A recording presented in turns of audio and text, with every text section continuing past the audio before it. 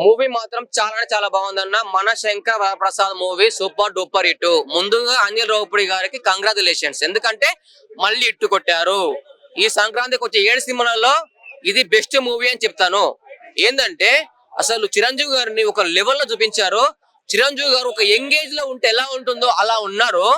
అసలు ఆ డాన్స్, ఆ ఎనర్జీ, అబ్బా అబ్బా అబ్బా, ఆ గ్రేజ్. వెంకటేష్ గారు చిరంజీవి గారి కాంబినేషన్ లో మాత్రం చాలా బాగుంటుంది. వెంకటేష్ గారు మాత్రం ఇంటర్వెల్ తర్వాత ఎంట్రీ ఉంటుంది. అసలు టింకుల్ టింకుల్ లిటిల్ స్టార్ ఇట్టు కొట్టాడు మన మెగాస్టార్. అసలు అనిల్ రావుపూడి గారు ఏంటి అర్థం కాదు, అన్ని ఇట్లే కొట్టేస్తున్నారు. కానీ అనిల్ రావుపూడి గారు ఎంట్రీ ఉంటుంది ఒక సాంగ్ లో. ఒక సినిమా హీరో కూడా మనకి అలా ఉన్నారు, ఒక హీరో లాగా ఉన్నారు. నెక్స్ట్ టైం అనిల్ రావుపూడి గారు మీరు కూడా మళ్ళీ ఒక సినిమా తీయాలి హీరోగా. అసలు మీ క్రేజ్, మీ యాక్టింగ్, హీరోయిన్ కి చాలా స్కోప్ ఉంది. హీరోయిన్ మాత్రం ఒక లెవెల్లో, ఒక వేరే లెవెల్ యాక్టింగ్, వేరే లెవెల్ కాన్సెప్ట్, ఒక స్టోరీ మాత్రం వేరే ఉంది. ఒక రిచ్ కిడ్ లాగా చూపిస్తారు హీరోయిన్ ని. సినిమా మాత్రం ఫ్యామిలీస్ అందరూ ఈ సంక్రాంతికి వచ్చి హ్యాపీగా సంతోషంగా మీరు పెట్టిన 450 రూపాయలకు ఖచ్చితంగా వర్తుంటది. ఎవడన్నా ఈ సినిమా బాగాలేదంటే వాని కర్మ. ఇంకా కామెడీ సాంగ్స్ అండ్ స్టోరీ అన్ని ఫుల్ గా నవ్వుకున్నాం, ఫుల్ గా ఎంజాయ్ చేసాము. ఎక్కడ కూడా ల్యాగ్ లేదు, నో ల్యాగ్. హిట్ రాసి పెట్టుకోండి. సంక్రాంతి బ్లాక్ బస్టర్ అన్న. సో బ్లాక్ బస్టర్ కాదు, ఇండస్ట్రీ హిట్ అని చెప్పుకోవచ్చు. అనిల్ రావుపూడి మళ్ళీ కొట్టాడు, చెప్పి మరీ కొడుతున్నాడు. ప్రతి సంక్రాంతి కూడా దొరుకుతాడు అని ప్రతిసారి కూడా అంతకు మించి కొడుతున్నాడు. అండ్ సినిమాకి మెయిన్ పాజిటివ్ అంటే బాస్ ఆయన టైమింగ్ ఏదైతే ఉందో ఫస్ట్ దగ్గర నుంచి లాస్ట్ వరకు మొత్తం ఆయన భుజాల మీద నడిపించాలనిపించింది. ఎక్కడ కూడా ఒక రొటీన్ స్టోరీ, సినిమా అయితే రొటీన్ స్టోరీ, ఆల్రెడీ మన విశ్వాసం వాటిలో చూసిన స్టోరీలా ఉన్నా సరే దానికి యాడ్ చేసిన ఎంటర్టైన్మెంట్ అయినా లేదంటే దానికి యాడ్ చేసిన ట్రీట్మెంట్ అయినా సరే చాలా కొత్తగా అనిపించింది. ఎక్కడ కూడా ఒక 1% డల్ మూమెంట్ లేకుండా అలా 2.5 hours అలా కూర్చోబెట్టారు. చాలా బాగుంది. సో ఫస్ట్ హాఫ్ లో ఆవిడ చాలా స్టైలిష్ గా చూపించారు. సెకండ్ హాఫ్ మొత్తం సారీస్ కి పెట్టా సరే ఫస్ట్ హాఫ్ వరకు చాలా బాగున్నాయి. కాకపోతే ఏంటంటే పెద్ద ఎమోషనల్ సీన్స్ అయితే వాళ్ళిద్దరి మధ్య పడలేదు. కిడ్స్ కి వాళ్ళకి ఫస్ట్ హాఫ్ లో కొన్ని ఎమోషనల్ సీన్స్ పడ్డా సరే వాళ్ళిద్దరి మధ్య పెద్ద ఎమోషనల్ సీన్స్ పడలేదు. బట్ హీరో మదర్ కి ఆవిడ పడే ఒక సీన్ బాగుంటుంది, అది చాలా వరకు బాగుంది.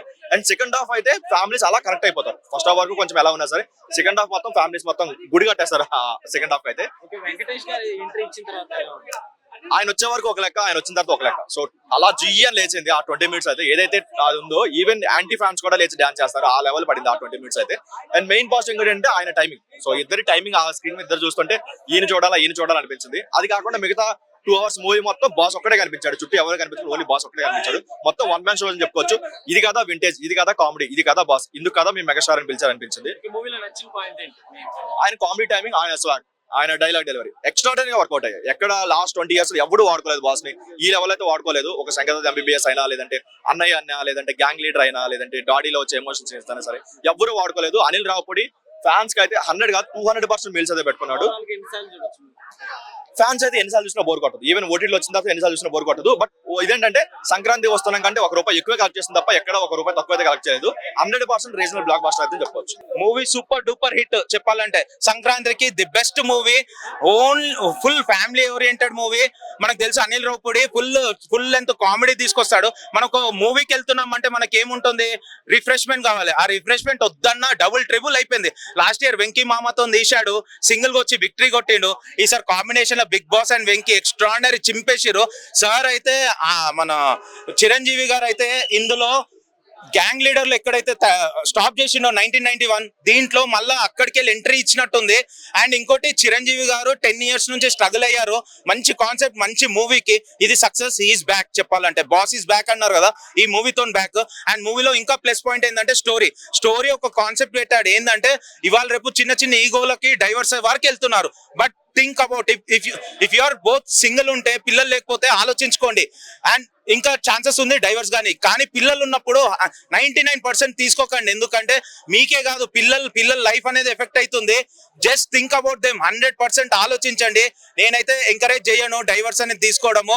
అడ్జస్ట్మెంట్ అనేది, ఫ్యామిలీ అంటేనే అడ్జస్ట్మెంట్, వైఫ్ అంటేనే అడ్జస్ట్మెంట్ లేని లైఫ్ లేదు. కొట్టుకొని వైఫ్ లేదు, కొట్టుకొని ఫ్యామిలీ లేదు. అండర్స్టాండింగ్ అనేది ఉంటే ఎక్కడన్నా స్మూత్ గా ఉంటుంది. హీరో నయనతారకు స్కోప్ ఏంటి? నయనతారకు ఎక్స్ట్రాడినరీ యాక్టర్ ఆమె. ఇందులో స్పెషల్ చెప్పాలంటే లుక్స్ వైజ్. కానీ ఒక పాయింట్ నెగిటివ్ ఉంటుండొచ్చు నయనతారకి చెప్పాలంటే. నయనతార కంటే చిన్నగా అనిపిస్తున్నాడు మన బాస్. ఎందుకంటే అలా తయారు చేసి అంత స్లిమ్ అయిపోయింది అలా. ఎందుకంటే నయనతార ఆఫ్టర్ మ్యారేజ్ కొంచెం తన పుట్ ఆన్ అయింది వెయిట్. బట్ ఓవరాల్ ఇద్దరి సీన్స్ అయిన కాంబినేషన్ చాలా బాగుంది. అండ్ చెప్పాలంటే ఈ మూవీలో నయనతార ప్లస్ పాయింట్ ఏంటంటే చాలా సింపుల్ నీట్. ఎందుకంటే బిగ్ బాస్ కి తెలుసు మనం అందరు కొంతమంది యంగ్ హీరోస్ లాగా, ఎందుకంటే తను ఏజ్డ్, సో ఈ కాన్ మింగిల్ అలాంటి సీన్స్ అయినా అలా పెట్టకుండా డీసెంట్ గా పెట్టిండు. అనిల్ రావిపూడి పర్ఫెక్ట్ సీన్స్ ఇచ్చాడు, ఎక్కడ వల్గారిటీ లేదు, ఏం లేదు, సింపుల్ సూపర్. వెంకటేష్ గారు ఎంట్రీ తర్వాత బాస్ వెంకీ ఎంట్రీ అయితే గూస్ బంప్స్. 30 minutes ఉన్నాడు, సెకండ్ హాఫ్ మొత్తం ఉన్న ఫీలింగ్ ఉంది. ఓవరాల్ మూవీని ఒక రేంజ్ లో తీసుకెళ్లాడు, చాలా బాగుంది. ఇద్దరి మధ్యలో ఇద్దరికి ఇచ్చిన డైలాగ్స్ బాగుంది, ఇద్దరికి ఈక్వల్ ఇంపార్టెన్స్ ఇచ్చింది, చాలా బాగా తీసాడు. Director Anil Ravipudi super sir. Okay, overall గా ఎన్నిసార్లు చూడొచ్చు? ఓవరాల్ ఒక 3 times అయితే చూడొచ్చు, మినిమం 3 times. ఒక చెప్పాలంటే ఫ్రెండ్స్ తో పోవచ్చు, ఒకసారి చెప్పాలంటే గర్ల్ ఫ్రెండ్స్ ఉంటే వెళ్ళొచ్చు, ఫ్యామిలీతో ఉంటే ఫ్యామిలీతో వెళ్ళొచ్చు. దట్స్ ఓవరాల్ గా అంటే మూవీ సంక్రాంతి హిట్ అంటే 100%. ఇంకా 2 మూవీస్ ఉన్నాయి కదా, చూడక ముందే చెప్తున్నా, ఈ మూవీ గిట్ట చాలా బాగుంటది. నెక్స్ట్ వచ్చే పోలి శెట్టి నవ్వింది, కామెడీ ఉంటది, కానీ ఎంతైనా బిగ్ బాస్.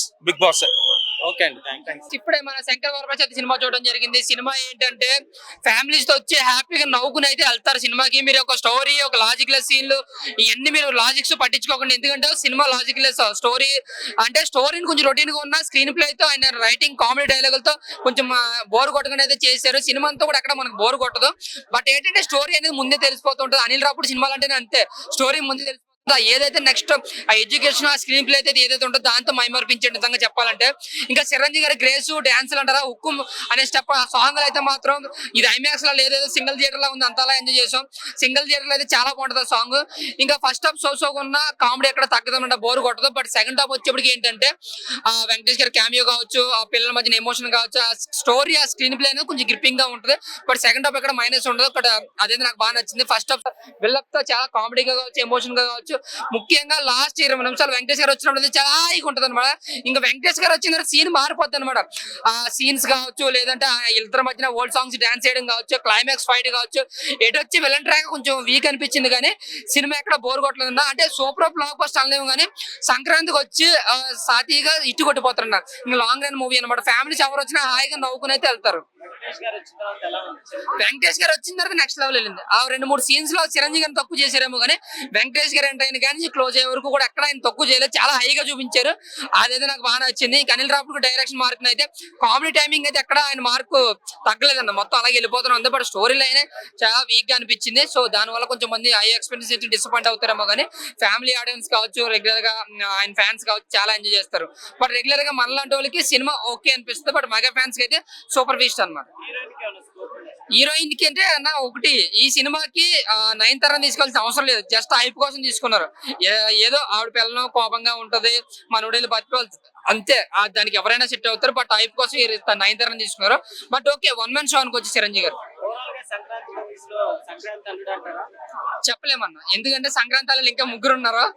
రాజేసాబు, శంకర్ వరప్రసాద్ రెండే రిలీజ్ అయినాయి కాబట్టి 2 కూడా ఒక లెవెల్లో ఉన్నాయి. షోగానే. Thank you.